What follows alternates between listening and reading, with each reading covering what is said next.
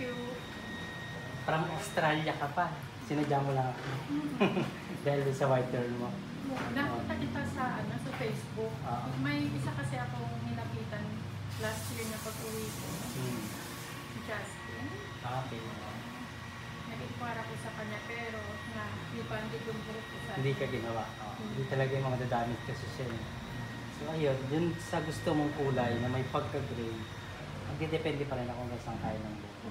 Pero gagawin ko yung gray pag kinaya mas maganda. Sige. Full ballads ba yung gusto mo or Pwede. Yeah. mas okay sa'yo? Oo. So yung gagawin ko 70% yung blonde, ash gray, 30% yung base ng Ano blonde. maganda yung ash gray or metallic?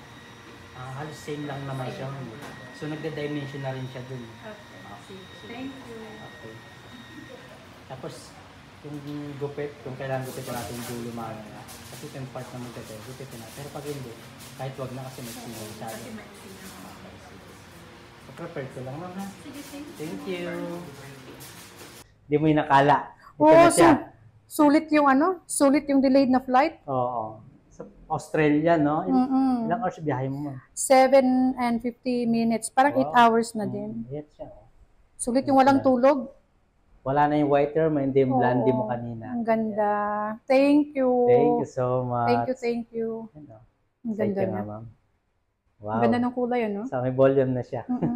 Dati pinapanood lang kita. Ngayon, nandito na ako Nandito ka na. nakaupo. Panoorin mo Oo. na yung pag-post ko yung buong. Oo, thank you. Thank you so much. Sige, po. thank you. Thank you.